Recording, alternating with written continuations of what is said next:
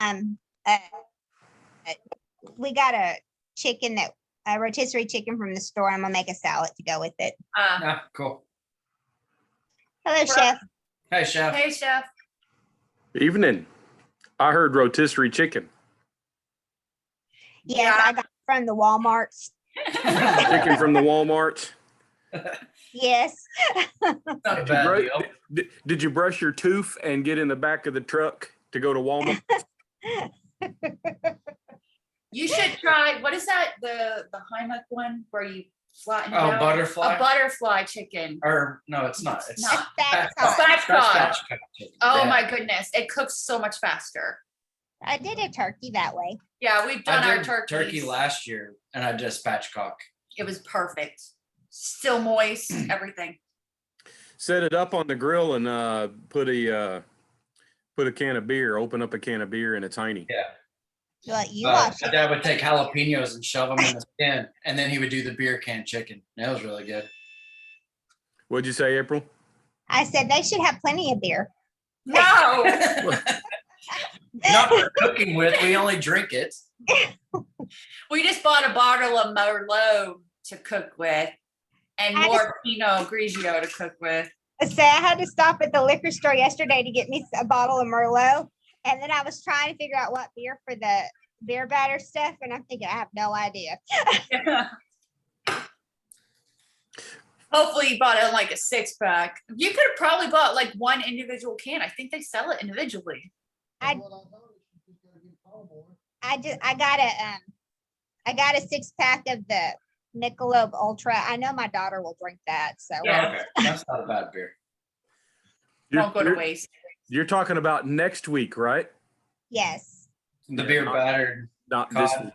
Yeah. Not this week, but next week's. I this needed the week. Merlot for this week. Yeah. But since I was going in there, I was just getting it all. Mm-hmm. So let's talk about this week. I've got Okay. 2. We're going to jump in. All right. And then I want to leave some time for, I'll try to leave time, which means try again. I got to shut the pie hole. Hold on here. That croissant looks good. There we go. Yep. Throw some butter on it. I know, right? Okay, so I guess you see the croissant. So you see everything. Yes. Yep. Y'all know the rules. And I am going to let y'all talk to each other. All right. You too. So here's the first plate. What's good? What are the strong points of this plate? And if you're the sous chef, where are there opportunities for this plate to be changed, modified, whatever, to be just a little bit better? On your mark, set, go. It's Real, a lot of just rice. jumped right in. This is the first one. Go. It's a lot of rice, but not bad. I'm trying to figure out what the coating is on top of the fish. Is that the red snapper? Yeah. Yes, I this think is the snapper. Yeah. This is some wine, or maybe just the butter that's kind of poured over and around. I myself think it looks good, except that one lemon that looks like it's been squeezed to death. I would take that off and less rice. Yeah. Actually, I think I would put all of that on top of the rice. That I would look- agree. On top. Yeah. Hi, Jennifer. Don't crash. Pay attention to the road. Hey, Jennifer, are you driving, or are you just? I'm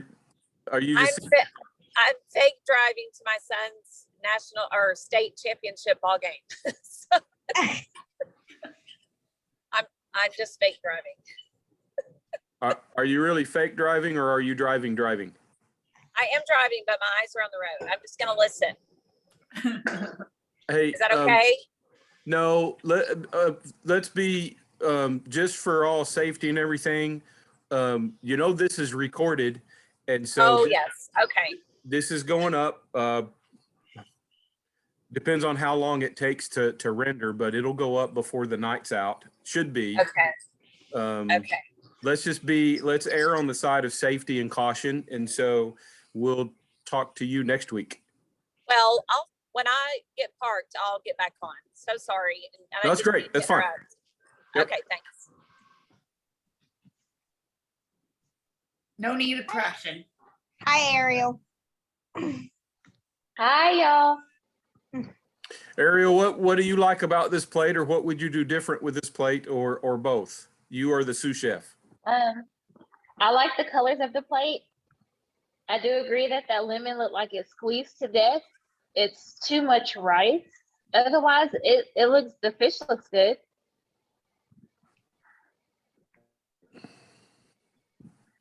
Anybody have anything else to add?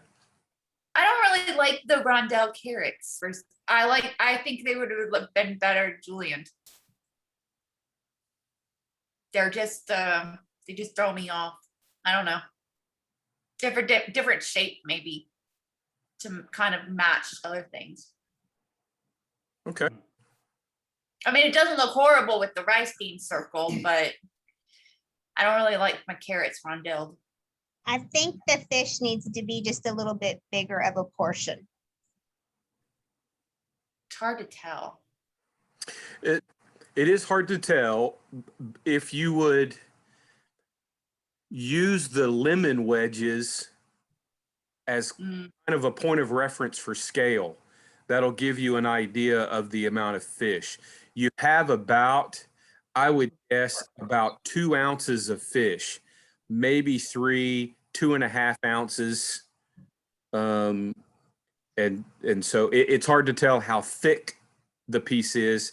It appears to me right here as well that the fish is kind of, it's curved or it's rounded. It might have folded over a little bit.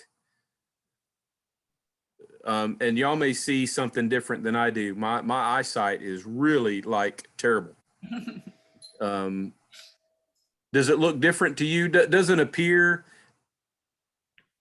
to me. It appears like it's folded over a little bit, like it's curled under here and it's curled over on the top a little bit. Like double layered.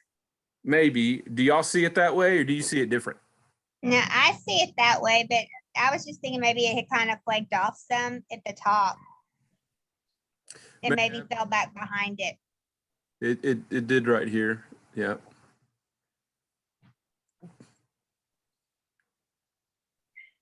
Yeah. Nick, I like it. I look at the limits.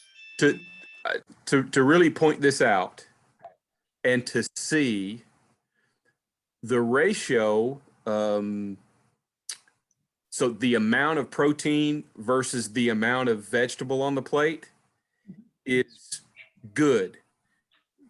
It could use maybe a little bit more veg and about half the rice.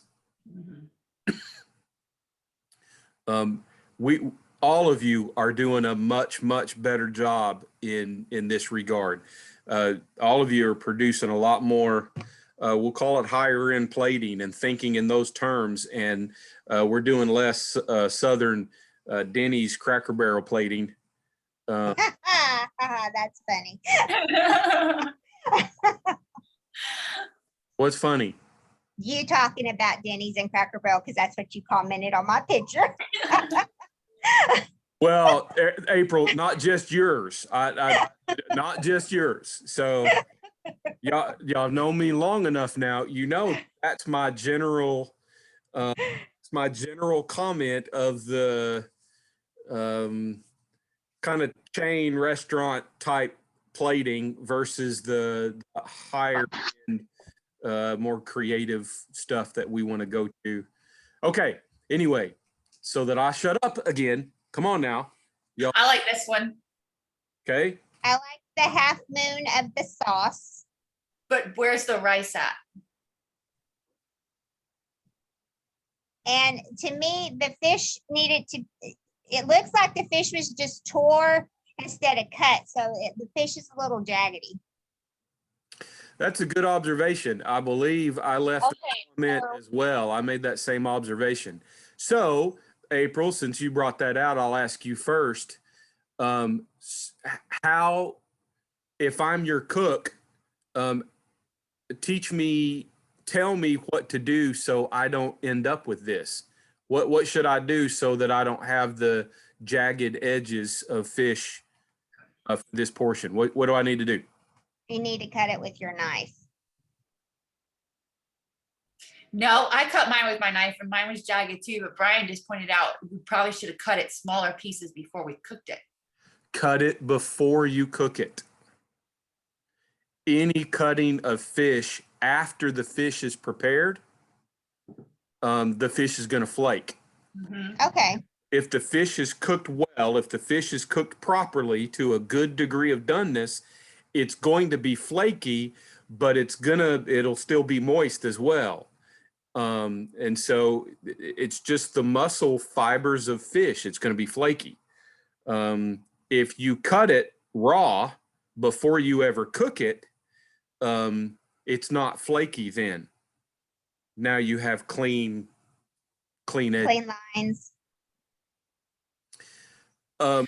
What's in the sauce? Those black things. It's capers. Oh, okay. So I did. I don't see rice either, but now let's remember for this past week, and you'll be doing the same thing this week. For this past week, you had poach the salmon or steam the snapper. And in the snapper file was the rice pilaf. I didn't give you exact specifics. You have to do the rice or you have to do ... And so all you're able to do is post for your lab submission one of those methods. And so if there's no rice there, fine, no harm, no foul. Then you have a plate that is pescatarian or pesca-vegetarian. That's a vegetarian that eats fish. And you're not dealing with the rice that has chicken stock in it. I'm not going to say who did this plate or anything at all or anything, but Ariel, do you have any rice on this plate? I was gonna say that if you zoom in, there is some rice up underneath it. But yes, there is rice on the plate. This is in PowerPoint now, so I can't zoom in here with anybody. So, but there's an important point that I just made. Knowing Yes. there's rice here, this is not a vegetarian, a fish vegetarian, a pescatarian plate.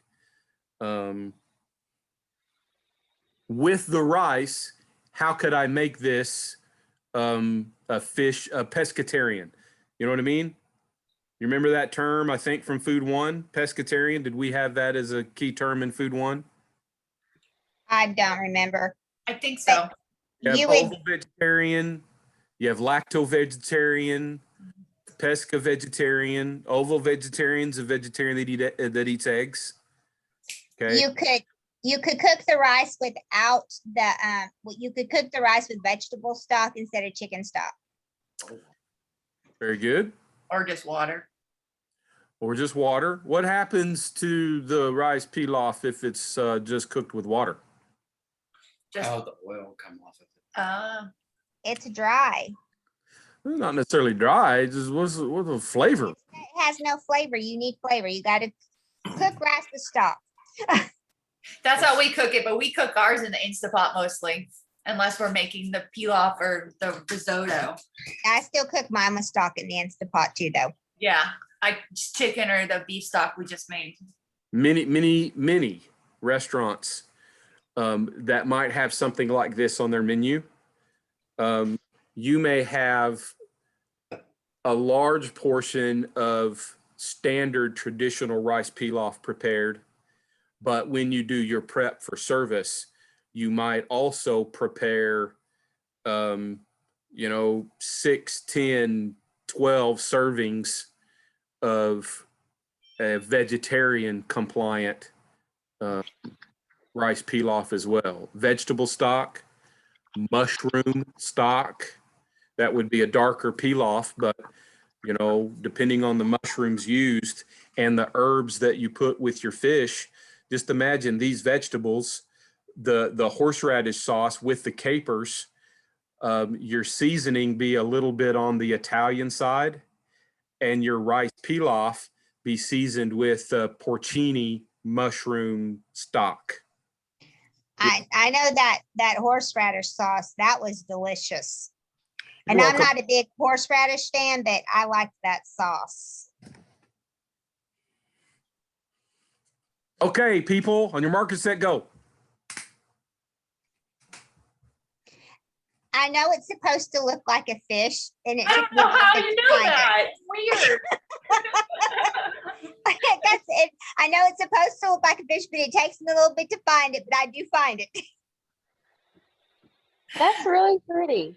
I It like the needs more color. vegetables. Thank you. April, that's good because I didn't see it. And so the comment that left, okay, then I saw it. Yeah. It made sense. But what's strong about this plate?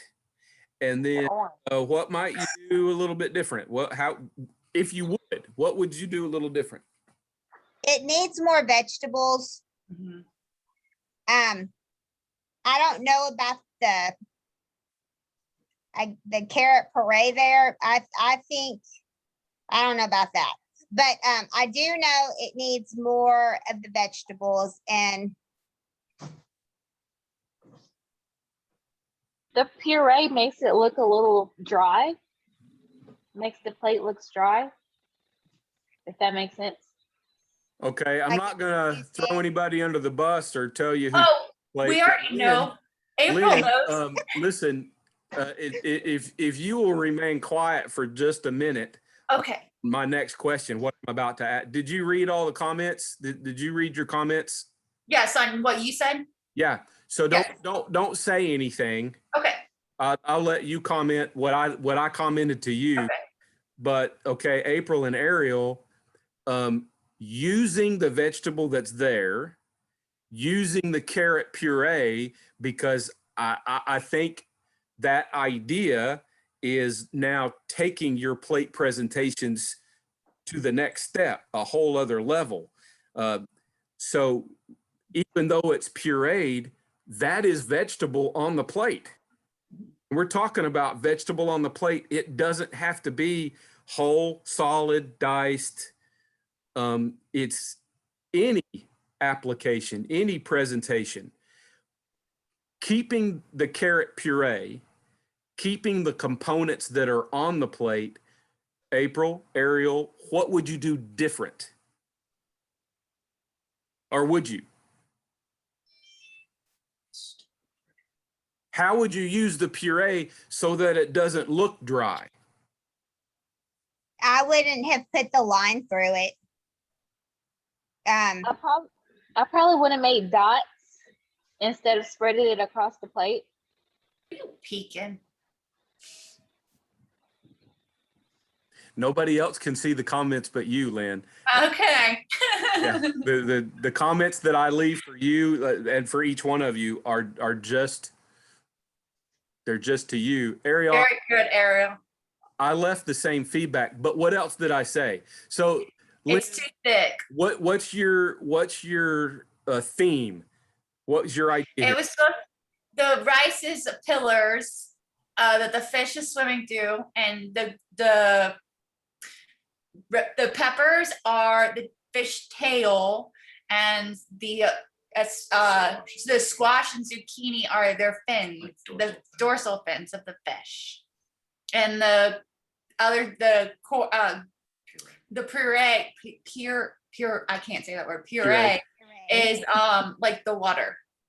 So what did I suggest to you? Do you recall?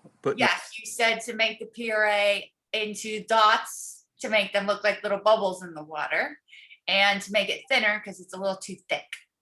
Also using And Oh, and they used the beurre blanc that we made on the side also, but it didn't look good on the plate, so I didn't know how to, we tried it, and I was like, we put it on there, and I was like, ew, that just looks weird, so we took it off. I don't know, you can't tell. I wiped it really good with vinegar and water. Do you think if the fish pieces were maybe a little bit closer together, so then that way when the fins were supposed to be coming up, it would have looked more like a fish? I think that's what keeps throwing me off. like the vegetables just there, but you're wanting them to be your dorsal fins. So Yeah. I think the fish maybe need to be just a little bit closer together.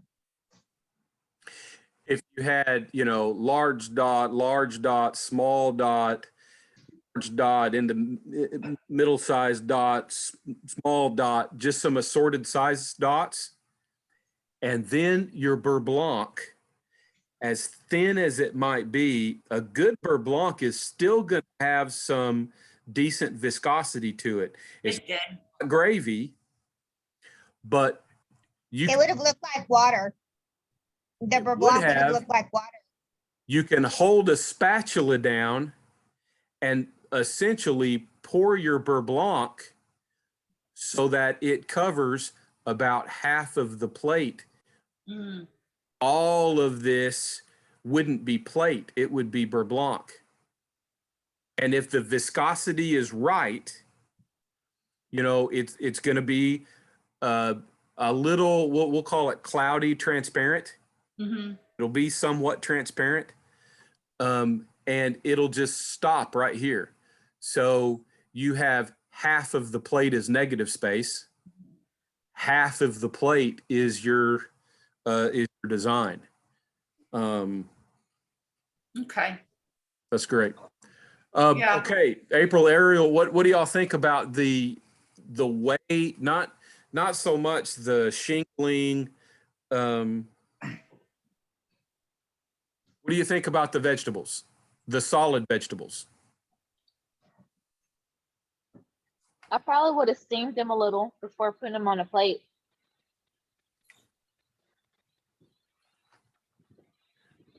They were blanched, They were blanched. Okay. and they had to have been very, very lightly blanched. Yeah, they were like 10, 15 seconds. I cooked this other vegetables in with the fish. And when I got it out of the little package, I can't say that word, so I'm not even going to try to say the paper bag. In papillote. Yeah, that one. I when we opened it up, all the vegetables were like mush, like really soft. So you couldn't do anything with them. They were like see-through and just flopping around. So I was like, that's not pretty. The only thing I want to mention about that, and the fact that these are blanched, however lightly blanched, Mhm. at least you did something. Yeah, they're not raw. Don't put raw Yeah. raw on the plate. We've kind of talked about that before with the use of microgreens and stuff Yeah. like that. Now, I say that, some of that's my opinion. Chef Rogers, when y'all take food 3, we had a meeting today about food 3 and food 4 and some changes that are coming down the pike. She likes microgreens and stuff like that in certain applications. So just remember, I teach you a way. And the beauty of coming to culinary school, if you're really paying attention, you pick up Chef Rogers' way and Chef Mosley's way and Chef McAfee's way. And all of those things will combine together to become your way. Anybody have anything else to say about this or any of the other plates? I think a little bit of time sprinkled on those, but like the what's supposed to be the dorsal fins and the tail would have looked like seaweed going through the fish. Would be like swimming in some seaweed. Just a little bit of color to look like seaweed. If you want some seaweed look, at least with the I believe with the steamed or the poached salmon. No, it was with the snapper. Didn't I include a basil butter? Yeah, it has basil butter on it, on top of the fish. So it won't be until next week that we properly learn to deep fry.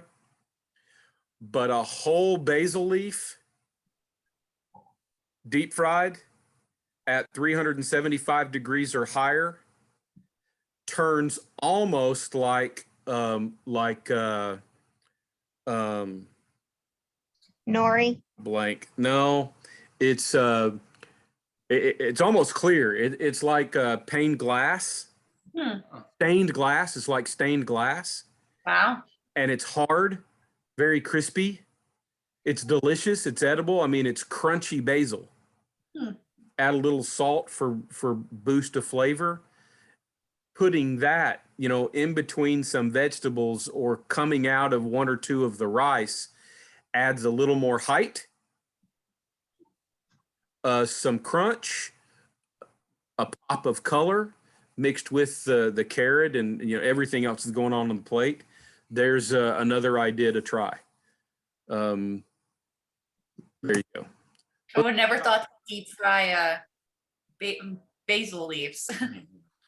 Try it sometime. Yeah, I have some extra basil leaves in there, and we're frying up probably this week. You will, For the cod. you'll do it in food 3 and or food 4. I'm pretty sure of that. Okay, very quickly. This week have you picked up product yet? I have Yes. today. So you should have did you get shrimp? We got shrimp Yes. and we got a little bit of meat. You got chunks of meat? Mhm. Yes. Did you get any short ribs? No, they're just No. all little chunky pieces of like. Okay. Then we'll skip over. Kind of at the end, they're short ribs. You have some recipes for short ribs, and that was because this week is stew and braise. And really, really, really, if we just boil this down to the most basic, from a method standpoint, the only difference between braise and stew is you don't completely cover the meat with a braise, and you do completely cover whatever it is that you're stewing. Does that make sense? Yes. In the larger world of braising and stewing, this first line right here, large pieces of meat versus small pieces of meat, that's not necessarily true. You're not gonna stew a large piece of meat, but you can certainly braise small pieces of meat. And we'll talk about that in a second. So first step in the braise is prep the meat. Now you have already chunks, and I think the chunks you have came from Meat and Seafood, and they're top round, they're inside round, they're tough pieces of meat. And so braising and stewing is appropriate cooking method for those tougher cuts of meat. The next step, which will be your first step, since the meat's already trimmed and sinew and silver skin and stuff like that's already removed, you're going to season and sear. Now listen to Chef. Chef is wise. Sear in batches. Never, ever, ever completely crowd the pan. When you crowd the pan, how many times have you cooked some meat, especially beef? Even if it's a single layer in the entire bottom of the pan, you come back and check after a minute or two, and you have this gray water starting to form in the bottom of the pan. It starts to boil. It starts to boil. That's because the meat is too close together. And so as it's giving off some water, that water has nowhere to go. So instead of steam leaving the meat, the steam is collecting with the chunks of meat sitting next to it. So you want a little bit of space around every single piece of meat. With more practice and in large restaurants where this is done in large volume, you'll learn tricks how to do this quickly. But you're cooking, 1 or 2 or 3 servings. And so you'll just drop a few pieces of meat, sear those all the way around, pull those out on a dish, and then sear the next batch. And you sear in batches until you've seared all the meat. Clear as mud? Clear. Yes, chef.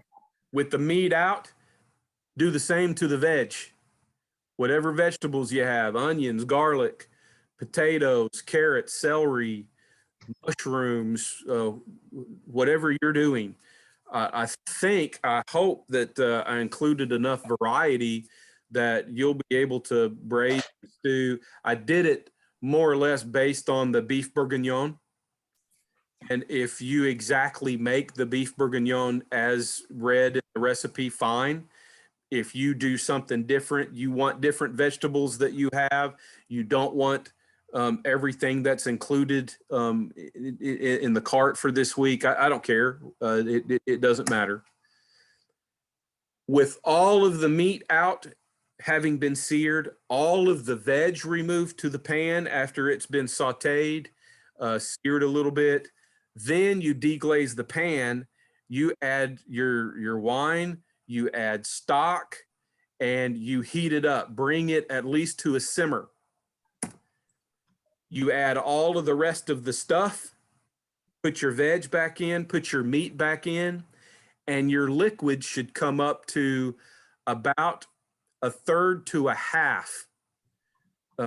I usually go just a little bit higher, closer to 2/3 or 3/4 of the way up, just because I like saucy things, especially if it's like the beef bourguignon or something like that. Lid goes on, and in the old school traditional method of braising, it is finished in the oven. It's baked. Today with Instapots, today with crock pots, you have other methods available to you. Can you braise stovetop? Technically, yes.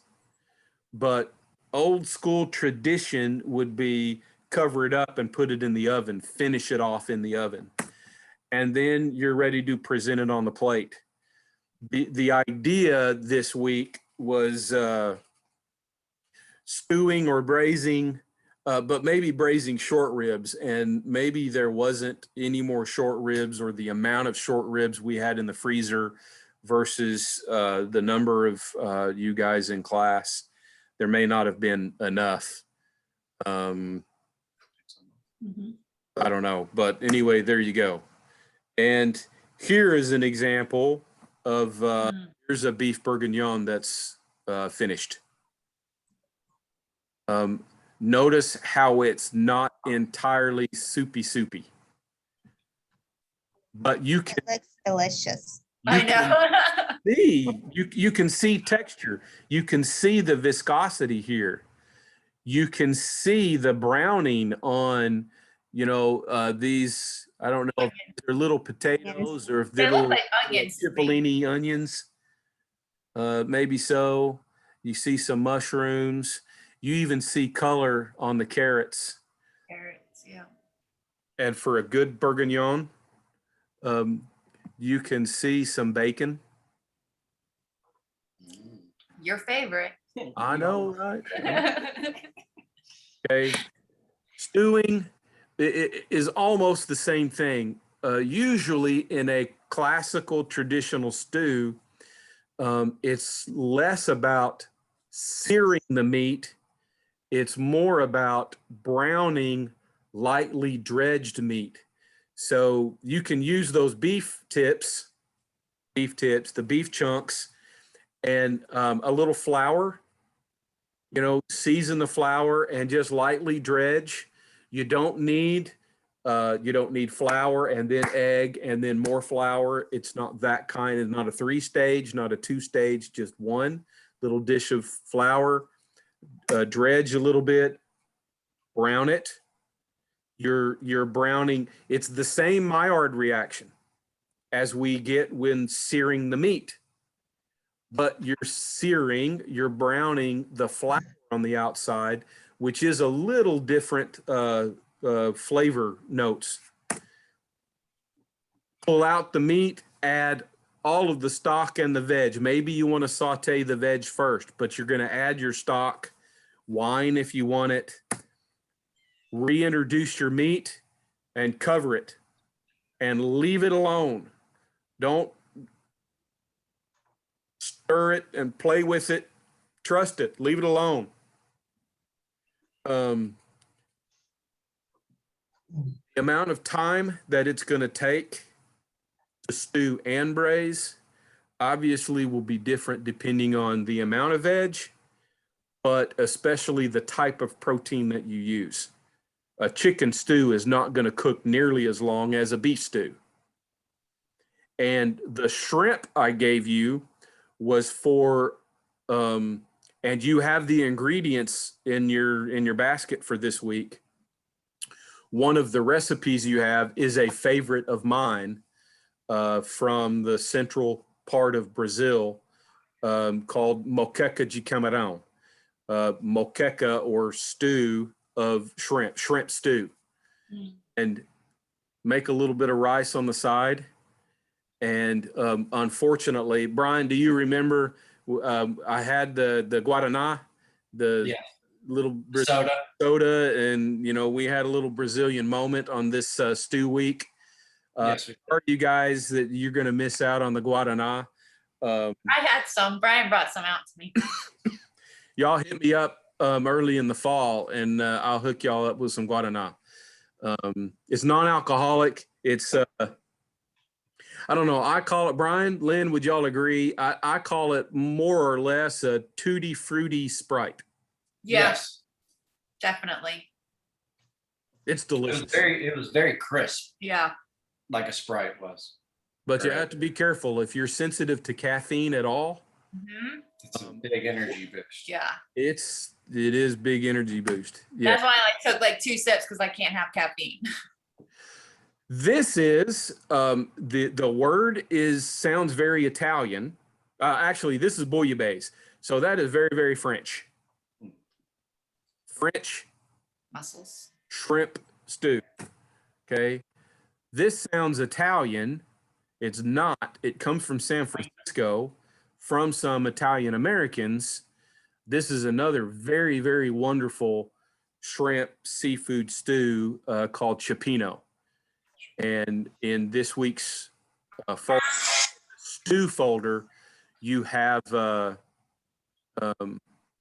recipe for Chipino, you have a recipe for Bouillabaisse, you have a recipe for beef bourguignon, and I gave you a recipe for short ribs. I'll talk about these really quick. It's the same. It is braising. This takes a little bit longer to braise than if you're, braising just beef chunks. Notice here you've got, these are bone in. My personal preference, if we're doing short ribs, is bone in, because the length of time that this cooks, the marrow in the bone is going to add more depth of flavor, a little more richness to the dish that you prepare. And so the best short ribs aren't actually ribs. They're the front end of the ribs near the neck, and it's actually the space in between the rib, also called the back ribs if we just isolate the ribs from the rib eye. It's this space in between the chuck, where chuck roast and chuck steaks and ground chuck come from. There's a space of ribs just forward of what we think of beef ribs, which are called the back ribs. Those are short ribs. If you go to a butcher, if you go to Walmart and ask for short ribs, they may pull just any package of ribs and go to the bandsaw and cut them into small sections. They're going to call those short ribs, but the real delicious, flavorful, high-end short rib dish is meat that has to be seared and cooked low and slow. And back ribs aren't those kinds of ribs, if that makes sense. Can you see my cursor? Where I'm pointing right here, those are the ribs attached to the ribeye steak. Tomahawks. This meat in here, in between each rib, on top of the ribs, underneath the ribs, actually, the meat there is the same quality of meat as the ribeye steak. These are ribs that can cook quickly. You can cook these ribs on the grill. Okay. The second best short ribs come off of what's called the plate or plate ribs. And that's the lower half, you know, from the spine, the ribs follow all the way around, just about down to the belly. And it's the lower half. Now we're getting into the same quality of meat as the brisket, which is forward, and the flank steak, which is the belly. Okay, it's tougher meat. The point of short ribs is long cook, sear, and then cook in the liquid, braise, combination cooking method. Okay, just another shot of very delicious short ribs that, again, you see the bone marrow, you see the bone marrow. You can buy these from, you know, Kroger and from Walmart boneless, and they're going to be really delicious. But if you can get them bone in, you're going to cook them until they're literally ready to fall off the bone. And you have to be careful plating, because just squeezing it too hard with the tongs or trying to pick it up with a fork, and you're going to get this happen. They're going to split and break apart. That is, yes, that's delicious short ribs right there. You may pull the bone. You want to strain the sauce and then reduce it a little bit further. Now, last thing I want you to know, and especially as we talk about braising and stewing, while they're both combination cooking methods, what's the other combination cooking method we've already learned this year? Sous vide. That's right. Thank you for playing. Yeah. So to plate these, you probably want to very carefully remove the bone, because you don't want that on the plate necessarily in high-end plating. Mm-hmm. But observe, you've got mashed potatoes, and you all know the plating rules according to me, that That's a no-no. yeah, that parsley has no business being on the plate. It stands out, it adds some color. But if I had a little more veg instead of just meat and potatoes, but this was probably a plate that was made in, I don't know, Little Rock, Arkansas, where it's just meat and potatoes. That's what we're all about. See sauce all around the plate. You see sauce on over the top of the short ribs. Y'all have been doing a great job with this. But going back to one of those fish plates, the first fish plate that we saw, remember, in classical plating, unless the chef tells you something different, never Chef Rogers may tell you to do something different in Food 3. Don't go tell her, hey, well, Chef Hall said it ought to be like this. But generally speaking, in classical cuisine, the sauce is presented over your protein only when that sauce and that protein are cooked together at the same time. So that fish plate, the very first fish plate that we saw, assuming that that was the en papillote Mhm. snapper, which it should have been, it's very appropriate to serve that sauce over the fish. They were cooked together. Now, if you take that sauce, the drippings that are remaining, pour all that into a saucepan and mount it with butter to make a modified beurre blanc, or you do something else with it, then in truth, you have a sauce that was prepared separate from the protein, and that needs to be presented under or around. Right? We good?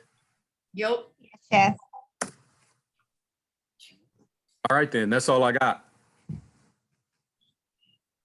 I leave you with a couple of delicious looking breads. Thanks. This I kind have of a bread, question. these are crusty breads. And Mhm. in Brazil, they're called pãozinhos, which just means little breads. They're Huh. crunchy on the outside, very, very soft. It's like a crunchy mini French bread. So it's not dense like ciabatta. It's soft like a French bread, but it's crunchy on the outside, especially if it's fresh. And that's what Like you a baguette. kinda, but they're little bitty. They're about the size of your hand. Oh, okay. And not entirely like a baguette. A true baguette is going to be fairly dense in the middle. It'll be long, Yeah. and a lot of air holes and kind of dense. No, this is like French bread, soft middle with some crunch on the outside. Oh, it's divine. And you just break off pieces and you dip that in your moqueca, and then you eat a spoonful of spicy vegetables and a big hunk of shrimp, and you dip some more and drink some guaraná. You people probably drink a beer, and that's fine. I'm going to drink the guaraná, but there you go. I'm sorry about all of that. April, you had a question, or Ariel, you had a question. Which one of you? I have a question. Yeah. When we make the beef or blanc, oh, I've been saying it correctly and then I just messed up. But anyway, you know what I'm talking about. When we make that, it says to add flour. If we actually dredge our meat in the flour before we sear it, do we still have to add flour, or is that considered the flour? So that's a great question. Depending on, you're talking about the bourguignon, the beef. Yes, the bourguignon.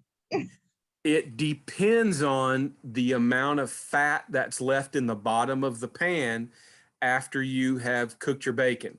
You're going to cook your bacon, you're going to pull the bacon pieces out, and then you're going to fry. You'll sear the beef pieces dredged in flour.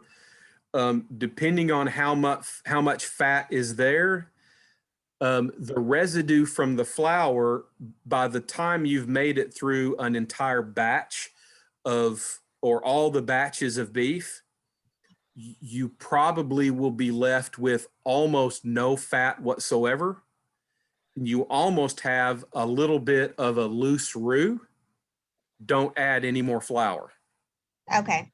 But after you're done, if you still have a very, very wet bottom of your pan, you still have a lot of loose fat in the bottom of the pan, then add just enough flour, stir it in really well, no lumps, where you have about the consistency of Elmer's glue. Okay. That's about what you want. Okay. So there you go. What else? Any other questions? I have a question. Okay, Brian. Okay. Part of this class. Yo, Sorry. go ahead. Why would you take the bones out of the short ribs, but then leave bones in for like A baby a back rib. No. Oh, For okay. like, when you do the airline breasts. I mean, where do you draw the line of where you leave bones in, where you draw the line to take them out? Some of that is up to the chef, and it's personal preference. I've been to plenty of places. I love short ribs. If I have a chance to order short ribs, I probably will. And 2/3 of the places where I've eaten short ribs, they serve it with the bone. If it's properly cooked, it's fall off the bone anyway. And so for me, I find after it's been cooked, the bone gets in the way. Okay, that makes sense. I'm not a fan of airline chicken breasts. The bone gets in the way. And Right. it's really hard to try to get any meat off of that little drumette piece of the wing that's left on. And so that little segment of bone is the whole thing is left on my plate at the end of the day. To be truthful, to be completely transparent, airline breasts are about it's about like grilled swordfish. That's something that comes out of the 1970s and 1980s. Grilled swordfish has kind of gone away almost entirely as a big menu item, a seafood menu item. Some places still have airline breasts, but personally, I'm not a fan. Now, cooking an airline breast with the bone in, it's so little bone, even on the grill, it doesn't cook long enough for that bone to do anything, to incorporate more flavor, to add any more oomph. And so I'm anti that wing. I'd rather save that wing portion for football night.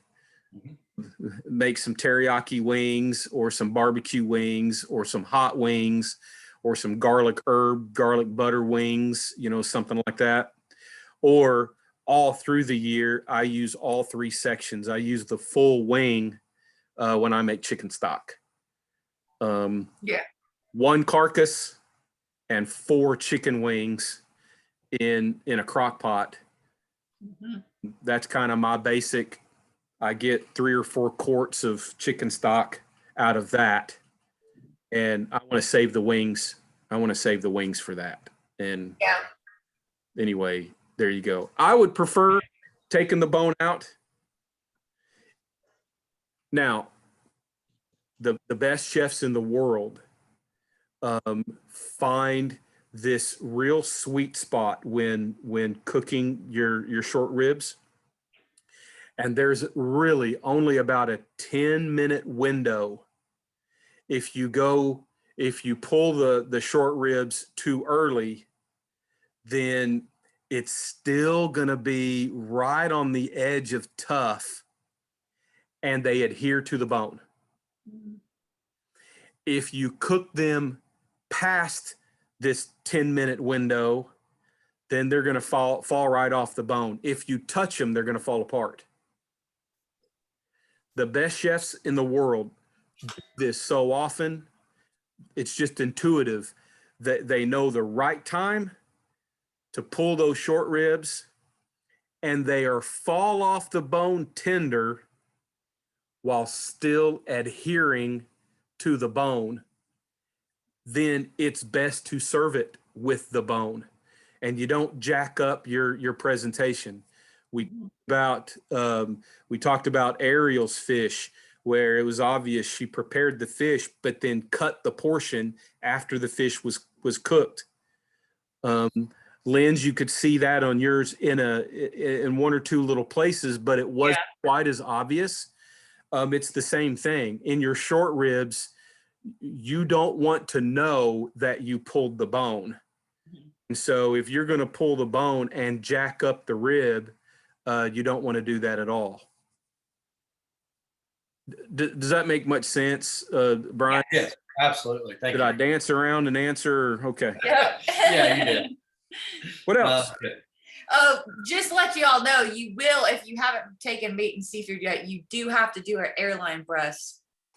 And meat and seafood, you have to cut it. You have to learn how to cut it, even though it's outdated. We'll see. Well, it depends on who does meat and seafood next. That's right. We will see. So are you not going to be doing food 3? You're going to, because I thought last week you said you were doing food 3. No, I'm not. I am definitely not doing food 3. Oh, Okay. Chef Rogers, Adrian Rogers, is teaching food 3 and food 4 for at least this semester. There will be at least 2 new faculty members hired, but they won't be starting until the week before classes start. And so they're going to be kind of in a little bit of a scramble. And so they'll be picking up whatever classes they're going to teach. Even though there are classes assigned, some of those classes may still be shifted around a little bit. All I can tell you absolutely for certain is Chef Rogers will be your instructor for food 3. Okay. Taking food 3 this fall, right? Yes. All of us are. Yeah, she is food 3. Okay. What about meat and seafood? Has anybody come up yet with that or no? I'm No. not meat and seafood. I'm sorry. Stock soups and sauces. So wait a minute. Chef Best is Oh, is he coming back? yes. Oh yeah. Oh, Chef Best is teaching one section, and currently, this may change. The okay. section of stocks is unassigned right now. Okay. I will still be in food 1 and food 2. I'm doing meat and seafood online next semester. Okay. You get to bring all that food home with you.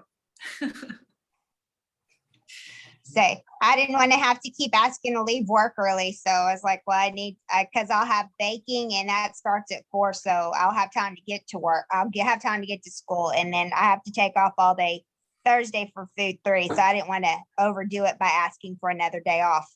Not to make everybody else jealous, but if it's going to be the same as last spring, when Chef McAfee taught the online, that was brand new online food meat and seafood. Then, for example, when you are learning to trim beef tenderloin, you're picking up an entire beef tenderloin. Oh, Lord. I told you. No, we'll cut it in half for you. And I'll take half. You could share. You know you love us. Yeah, I'm the new bestie. Yeah, when you get it, this is why I told you to take it online, because when you do it at school, you don't get to keep all that stuff. We are in the process of this. This will, I don't want to say this affects you like that's some negative thing, but we're in the middle right now. It'll take at least this fall semester to work out a little more. Every class you take makes sense with all the other classes you take week after week after week. For example,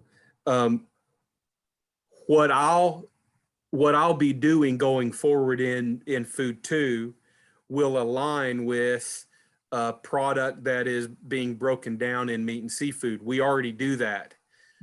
That's also going to happen in food 3 and food 4. And some of that already happens. We were talking in a meeting today about the same thing for garde-manger, the same thing for stock soups and sauces, so that you're making a particular soup which teaches the cooking method, meets the learning objective of the class, but also prepares product that'll be used in the restaurant in food 3 and food 4. That is a very complex issue.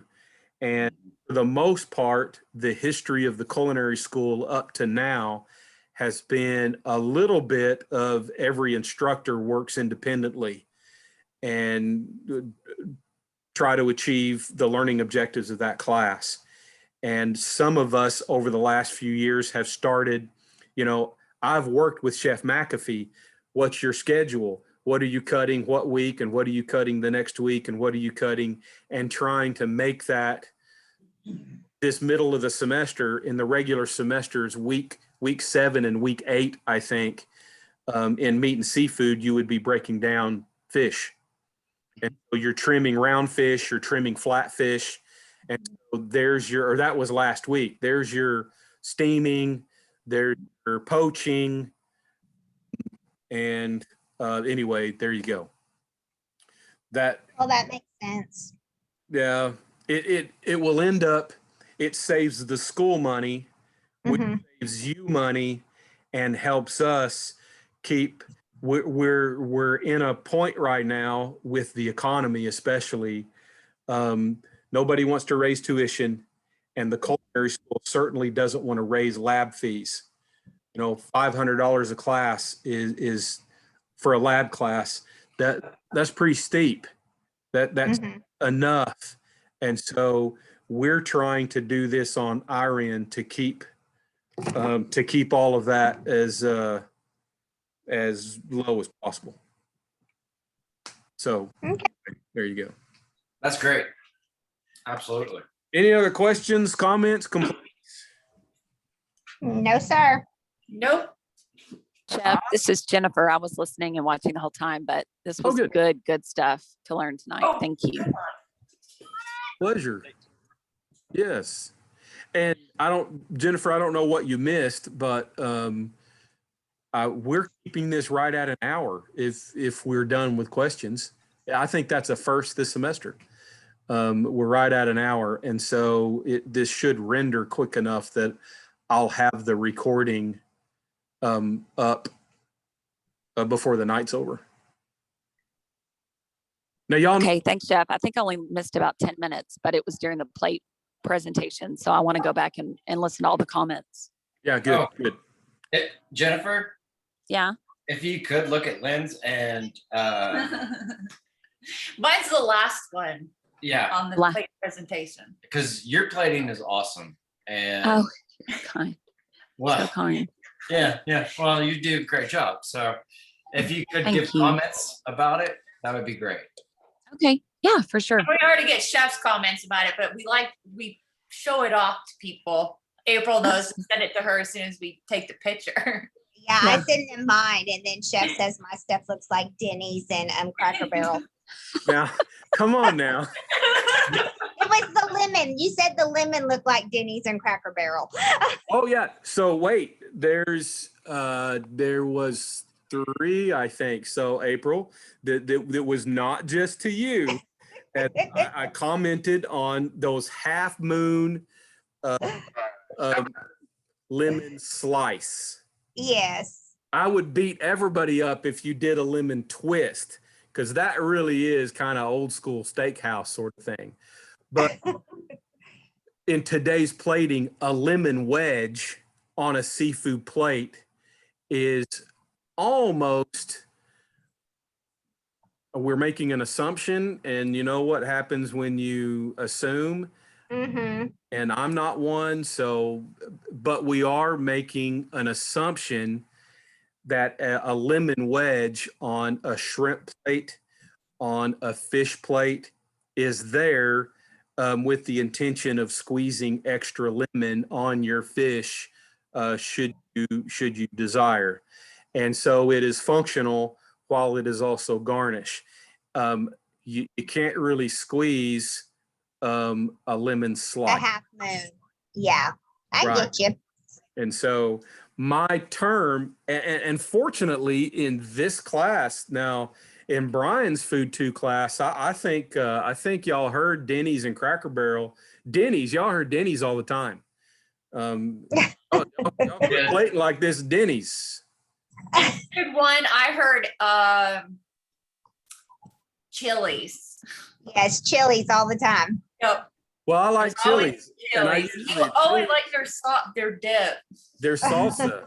And it's Yeah. consistent, and it's made fresh in every single restaurant each day. And so I use that as an example of consistency. I use chili as an example of good things, and I use Denny's and Cracker Barrel as an example of maybe what we should not do, or maybe that's a hint of think about something different. Anyway, there you go. There you go. Or you can go Olive Garden. We went there when we first moved to Arkansas for my birthday, and I was like so excited because our Olive Garden in Florida is delicious. Here, it tasted like Chef Boyardee out of a can. Well, I can't afford it, and it's Chef Boyardee out of the can, and maybe it's a Chef Boyardee that's been frozen and reheated. It was bad. Teacher, I can't afford that, especially when Chili's is closer to me and they have good salsa. And the only thing good, I like Olive Garden, but oh man, it's their fried lasagna. Fried lasagna. I make it at home sometimes. They do this little swirly thing that's deep fried. I do like a wheel. Okay. Odd. Then dredge it, freeze it, and I'll drop that in a fryer, and that's delicious. Little white sauce. You're welcome. Slap your mom and stand in line. That's some good eats. Oh, and Brian, I love the T-shirt. I need one of those. Space. Give me my space. If you can read this, you're standing too close. I think I got it at Walmart or Kohl's. So. Have y'all seen the? I think you need a high five to the head. No, but High five to the face. I need to buy it. I need to buy it. That's a good one. Okay, since our conversation has gone south and still recording, and you'll listen to this later, let's just call it a night. Text me, email me again, as always. Remember, if you want to start compiling things for your finished, your final portfolio, do that. Last little thing with that in mind. Week 9, the beginning of week 9, I will go ahead and open the practical exam, and I will open the final written exam. So you don't have to crunch all of those. And what I'll do, if we can work together on this, it will help me with grading at the end. Instead of giving you in week 9, instead of giving you till that Sunday night to finish all of that work, I'll give you till the end of the night the following Tuesday.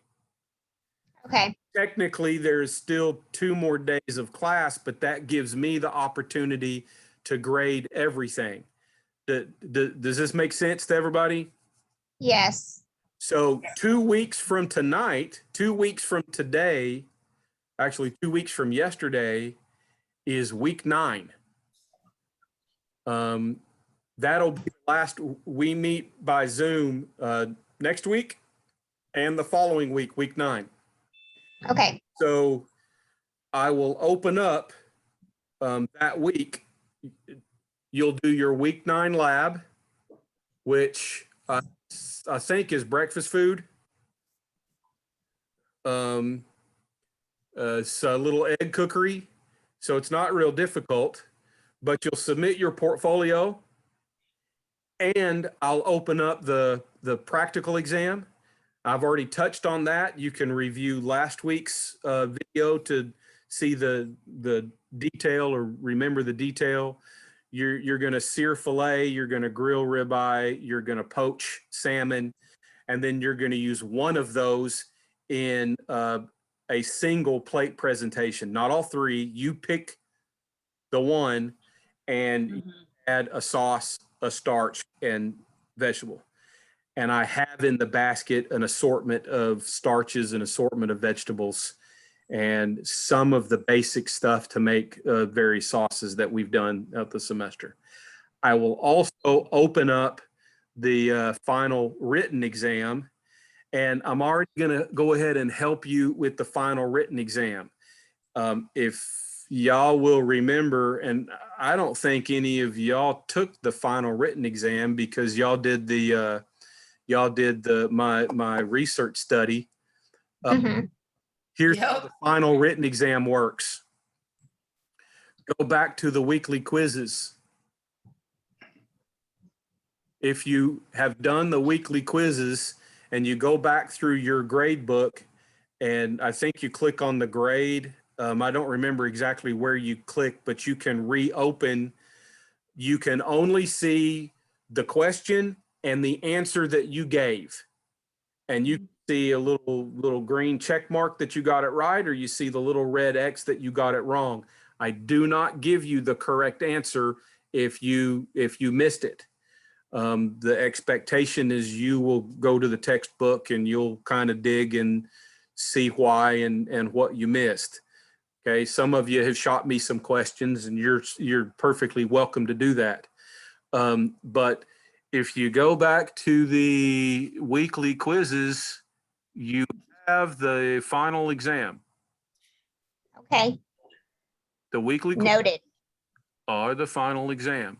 It's just the final exam is not the exact same specific questions, the same format, the same answer choices, samey, but it will randomly pick from all of those quizzes to give you your 150 or 100-point final exam. So that's that. Just like your quizzes, it's a one-shot deal. Once you Okay. get it, there's no time limit, so you're not being held under the clock. But if your computer times out, if you have technology problems, blah, blah, blah, then you're a little bit sunk. Let me give you in advance a little warning about that. Warning, Will Robertson, warning. I will be in the last half of week 9, clear through the next week to the end of the semester when Blackboard closes and all of that kind of stuff. I will be on the road. Most of the faculty are going to Orlando.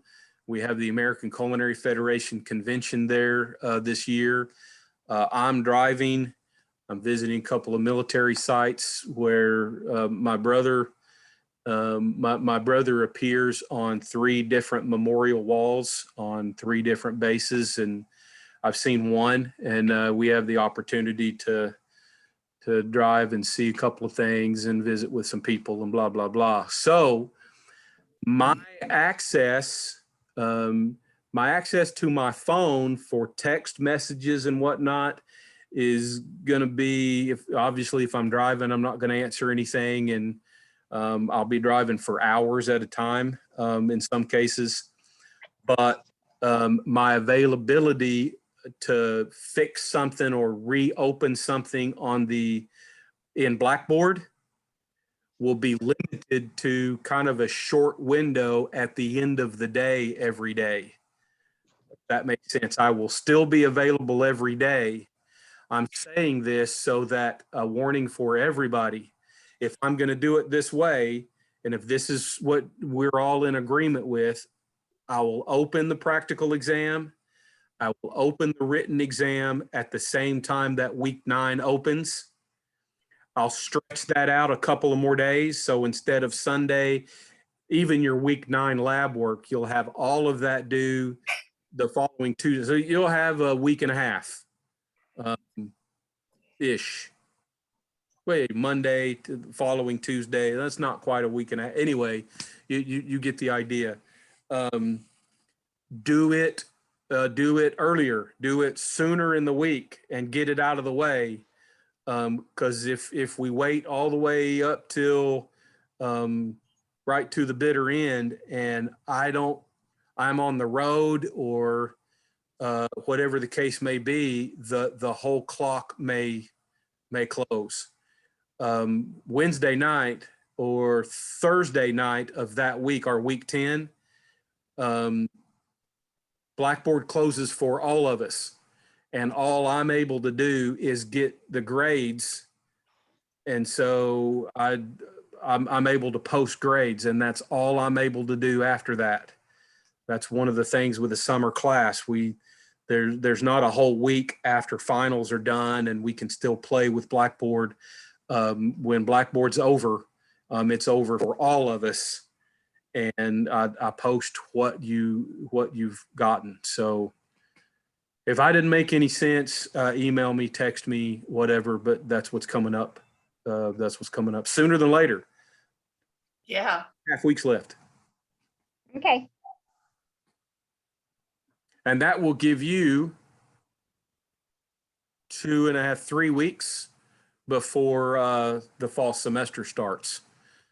So plan a vacation or take some time off so that you don't start already burned out. Because I understand some of y'all are taking the psychology and pharmaceuticals for normal people and pharmaceuticals for the potheads, and I don't know what but y'all are taking some pretty intense courses. I'll say when the summer session ends, I start to work on August 5th. I start back to work on August 5th, so I'm not gonna have any time. Well, Yeah. sorry about that. Well, then get everything done in that first 2 or 3 days of week 9. Your lab is, I believe, I'm going off the top of my head, your lab is more egg cookery than anything else. It's breakfast cookery, and it's mostly, I think I have you doing some eggs. And so You have us doing pasta. oh, You're thinking food 1. the eggery. No, yeah. you were actually, we didn't do eggs in food 1 in my class. We cooked breakfast in food 1. I cooked it in food too. I didn't cook it in food 1. Oh, I remember doing omelets because remember I cooked my omelet in the pan. I was so proud. But Brian did in food 2. He did pastas. Yeah, And then he did eggs. I may have left the eggs out, and we need to do homemade pasta. But that's an easy class too. You're going to do some homemade pasta. Now, Lynn, it's not going to be the same as what Brian did. So Brian, if you remember our pasta day, we did kind of experiment 4 different methods. Y'all are going to do 1. Okay. Okay. And can I use my pasta roller that I have at home, or do I have to roll it out myself? You can use your pasta roller. Sweet. Makes that a lot easier. But you're going to do shrimp, basically sauteed or grilled shrimp. And I think we sauteed. And so anyway, you're going to have some shrimp and homemade pasta. That's what the last week is. But still, it's delicious, and it's quick. It's very easy. And most of y'all are already done with key terms and are or almost finished with the quizzes all the way through to the end. If you get that done, then really all you have to do in week 9 is going to be that lab. It'll be the same 5 assignments. You'll have a picture. You show me your Mies, show me your finished plate, your plate and you in uniform, and a little blurb about your taste. And I believe for your portfolio, I set it to 7 or 8 labs. And so you can complete your portfolio next week and have that ready to submit and not even have to worry about using that very last lab. Okay. And if I need to change a number or something, somebody remind me of this, and I will in the assignment. I should leave you room where at least 1 lab you don't need to do. And all of y'all have done great, kind of staying on top with everything week after week. And so all of you have something to put for all of your labs. And so you can leave that last lab and not include it in a portfolio and have your portfolio done. Then all you have to do will be that practical and the written exam, and whatever you do with the past quizzes, is up to you to do. I'm not going to give you any hints or suggestions or anything. Just know that the final exam is exactly your quizzes. That's all I have to say about that. Okay. But then, April, if you're able to do that, maybe it's going to be a pretty intense first half of the week in week 9. You can still have a week or so of some rest and relaxation. We don't I have to, still got 3 more classes. It's okay. Yo, I'm just trying to think about my people, trying to take care of my people. So No, I appreciate it, but I got this. I'll be good. y'all remember this whenever you get the emails to do course evaluations. You'll oh yes. Yes, to do course evaluations. So y'all just remember this. I we take care of will. you. And anyway, y'all have a good night. Now, You too. kept you 20 minutes again anyway. So there you go. We can never end on time. Y'all forget that whenever it's time for the evaluations. Oh no, I'm fine with that. Fine. I just got to do other homework, so you're just delaying the inevitable, so I'm good. Y'all know I talk too much and you just keep asking questions. That's all it is, see? Uh-huh. All right, really Turn around, quickly, run. deep fry some shrimp and cover it with Captain Crunch. Like we do a tuna with Captain Crunch on it. And I know you might not be able to do it because it's kind of sugary, but we deep fried some shrimp in Captain Crunch. It's, oh my goodness, it was delicious. So I'm one of the reasons I still have diabetes. It's because of that. Sunday, I made Rice Krispie treats. About 50% more marshmallow than any recipe calls for because I like it. And I did it with Cocoa Pebbles. So like Oh, Yes. instead of 6 cups because they're like, smaller flakes. And it with the extra marshmallow, it tastes a lot like an Oreo. ooh. Oh, that's nice. Yum. Yeah. So frying some shrimp in Captain Crunch is Uh-huh. that may be something worth trying. It's Yeah, you unusual, so yeah. try it. Use your merge and blender processor thingy to process it, and so it's all chunked up really small, and then just batter it in there. And that's why we do pan-seared tuna in the same thing. Put some salt on it, or put some oil on it, put some salt on it, and then the Captain Crunch, and then pan sear it for 10 seconds on each side, and then sriracha and Japanese mayonnaise. Yeah, you'll be in heaven.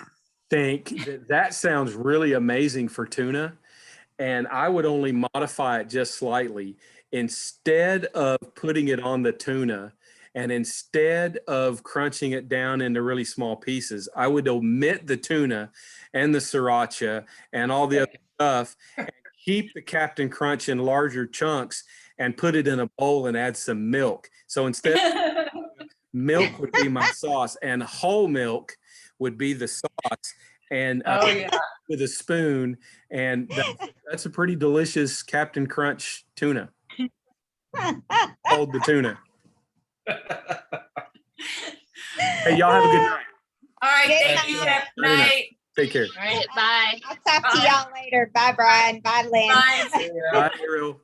April. Bye. Bye, Ariel. Bye, y'all. Bye.